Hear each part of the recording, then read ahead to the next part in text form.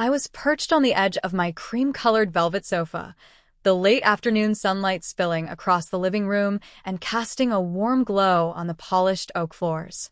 My phone buzzed again, that sharp vibration that always made my stomach clench. I hesitated before picking it up, running a hand through my chestnut hair, feeling the smooth silk of my blouse against my skin, a reminder that I'd made it this far, successful, composed, untouchable. And yet there it was, a message from my mom. "Why can't you ever send $10,000 like your sister? You're useless." The words hit me like ice water, jagged and cruel. My thumb hovered over the screen, unsure whether to reply or to let it rot in digital silence. The irony wasn't lost on me. I had been quietly building a life they couldn't see, earning every dollar, every inch of respect from people who mattered. I stared out the window at the city skyline, the hum of traffic below mingling with the soft jazz playing from my speakers. A deep breath. My pulse quickened, part hurt, part defiance. I had a choice: crumble under their judgment like I used to, or finally face them with the truth. Something in me shifted, the same stubborn streak that had carried me through years of silent struggle. I would ask for proof just this once. My dad would get mad, I knew, but I needed it. Needed the truth. Not just for him, but for myself. I remember the day vividly, though I wish I could forget it. I was 23, living at home after college, trying to find my footing in the world. My dreams were bigger than my apartment, bigger than my small hometown, and definitely bigger than what my family seemed willing to accept. I had just received my first paycheck from the marketing firm I'd fought tooth and nail to get into, and I was proud. I wanted to share a piece of that success with them, a gesture of love, but nothing could have prepared me for what came next. Mom was standing in the kitchen, arms crossed, lips pressed into a tight line, her voice sharp like broken glass. "Why can't you ever send money like your sister? $10,000, that's what she sent last month. You're useless." The words ricocheted inside me. I felt my throat tighten, my hands trembling as I gripped the edge of the counter. Her eyes weren't pleading or disappointed. They were accusatory, like I had failed at life itself. Dad, sitting at the table, didn't even look up from his newspaper at first. When I dared to ask for proof, just evidence that my sister had really sent that much, his face flushed red. "Why are you questioning her?" "Stop being dramatic," he snapped, his voice leaving no room for conversation. The anger in his tone mingled with a bitter disappointment that felt like it had been brewing my whole life. I fled to my room, the walls closing in with every hurtful word, and collapsed onto my bed. Tears pricked my eyes, but I couldn't let them fall. I had to be stronger than this. That's when I noticed the small gold locket my grandmother had given me when I graduated high school. Inside was a tiny, hand-painted note. "You are capable of more than they will ever see. Believe in yourself first."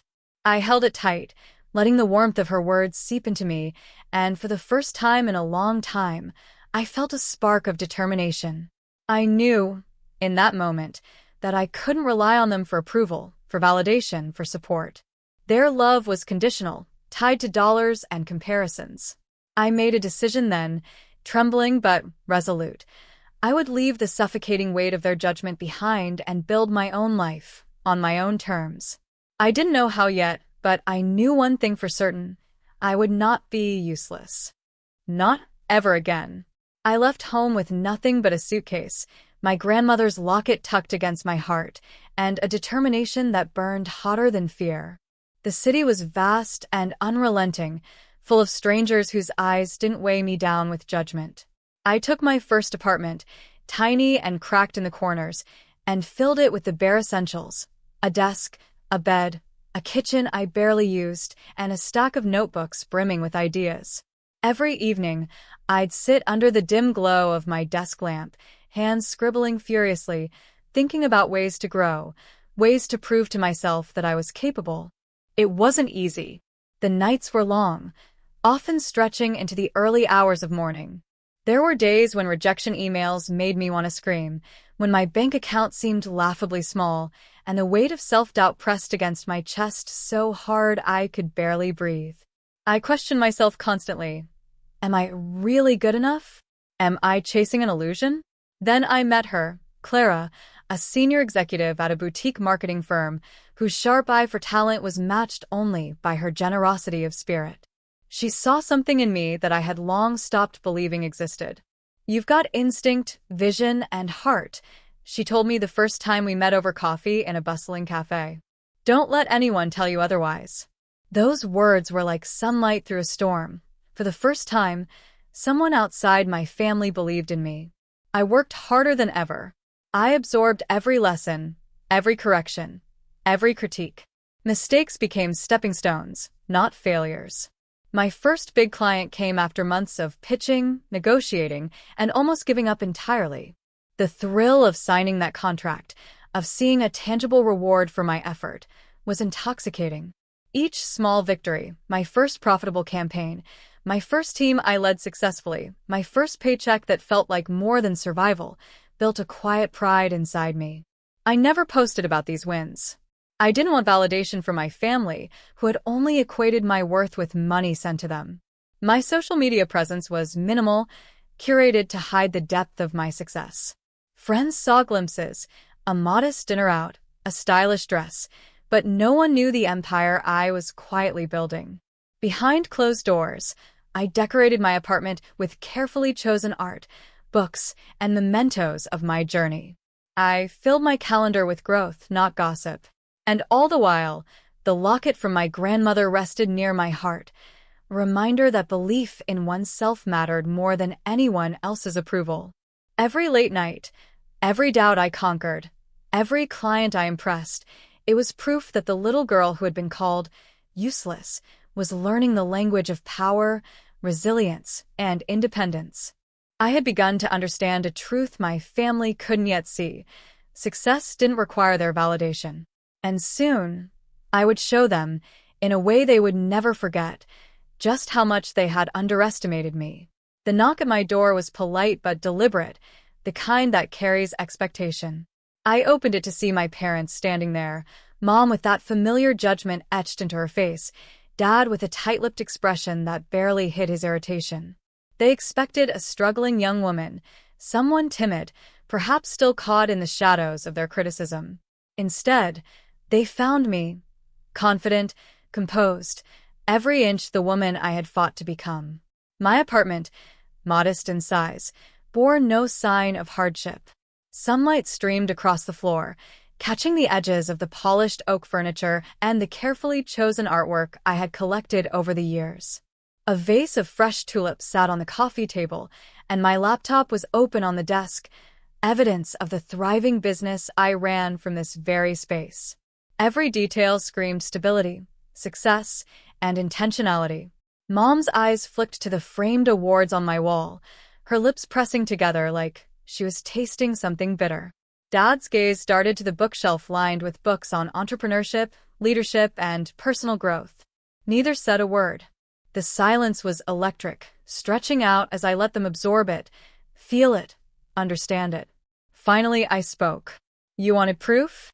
My voice was calm, measured, but carried the weight of every year I had spent proving myself silently. I gestured to the corner of the room where my financial statements, client contracts, and tax documents were neatly stacked in a leather portfolio. Here it is. Not $1,000, not 10,000, but millions. Millions I earned on my own, with skill, persistence, and vision.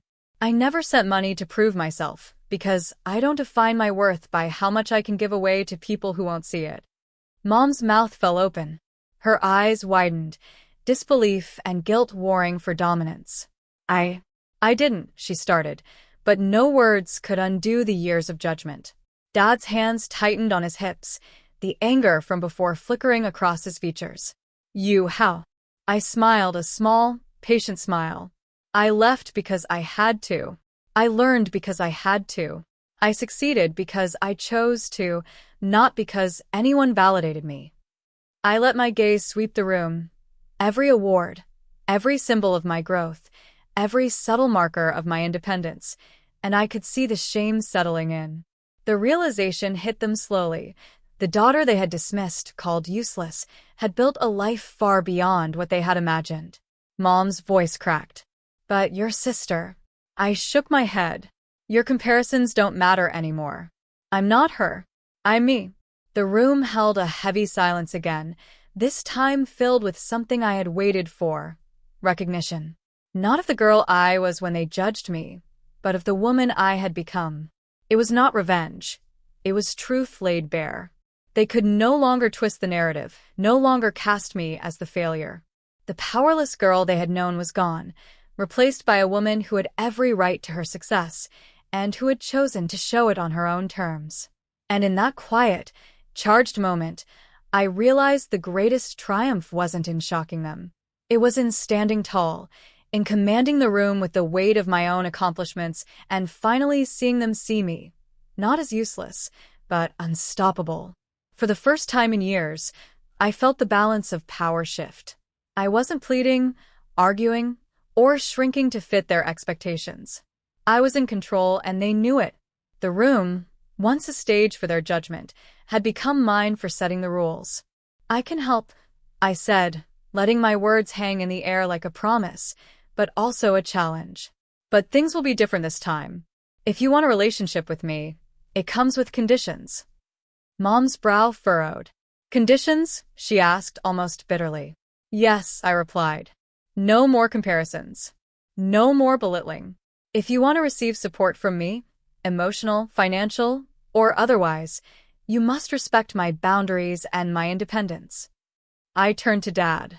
You cannot continue to dismiss my questions or gaslight me when I seek clarity. You've taught me what not to do with authority and trust. Now I set the terms. You will treat me as an equal, or there will be no conversations about money, business, or family planning with me. They exchanged glances, the realization slowly dawning that this wasn't negotiation, it was non-negotiable. I could sense Mom bristling, but there was also a flicker of understanding, a recognition that her old ways wouldn't work anymore. I continued, softer now, letting compassion seep into the firmness of my tone. I will support each of you, but only if you are willing to grow. Pursue your own dreams, face your own failures, and stop expecting me to carry the weight of your judgment. I am not your ATM. I am not your measure of worth. I will be there when you respect me, when you respect yourselves.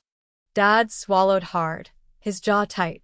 And if we don't, then you accept that our relationship will be limited. I will love you, but I will no longer let my life be dictated by criticism or entitlement. You've had your chance to shape my narrative. Now it's my turn. Mom's eyes softened just slightly. I never realized. That's the point, I said gently. Now you realize. And realizing isn't enough. You have to act differently. Small steps, each day. You'll stumble, I know, but I will guide where I can, without taking over. In that moment, I felt a surge of clarity and liberation. Power was no longer something I sought outside of myself. It was inherent, anchored in boundaries, self-respect, and the courage to insist on fairness. They could either accept it, grow with it, or step back. That was their choice. And I knew, finally, that no amount of money, no borrowed approval, and no empty comparisons could ever define my value again. My success, my rules, my life, it was mine, and I would protect it fiercely, with compassion for those willing to meet me halfway. Weeks passed, and slowly, change began to take root. Mom no longer made comparisons or harsh remarks, though it took a few reminders and quiet conversations for her to fully adjust. She started pursuing her own interests again, taking painting classes, reconnecting with old friends, even volunteering at a local community center. The judgment that had once defined her relationship with me was fading, replaced by genuine curiosity and pride in her own endeavors. Dad was harder, but consistent boundaries worked. He started asking questions about my work, not to criticize, but to understand. He admitted mistakes he hadn't acknowledged before and began seeking advice on projects of his own. There were still moments of tension, but they were no longer crushing. They were opportunities for growth, for dialogue, for understanding. I often sat in my office late at night, the city skyline glowing through the window, and thought about that gold locket my grandmother had given me. Her words echoed in my mind. You are capable of more than they will ever see. Believe in yourself first. I realized that belief had been the catalyst for everything: the courage to leave, the perseverance to succeed, the patience to set boundaries, and the wisdom to guide those I loved without losing myself. I reflected on the journey, on the pain I had endured, on the woman I had become. It was not just financial independence or recognition, it was emotional freedom, the ability to stand tall even when others doubted me. The relationships I now valued were those rooted in respect, growth, and authenticity. One quiet evening, I held the locket again, tracing the tiny handwritten letters inside. I smiled, a mixture of pride and serenity. Everything I had fought for, every sleepless night, and every tear shed in silence, had led me here. I had transformed my story from one of judgment and comparison into one of empowerment and grace. And as I closed the locket and placed it back around my neck, I whispered to myself, a promise more than a declaration. I am not useless. I am unstoppable. Bottom of form.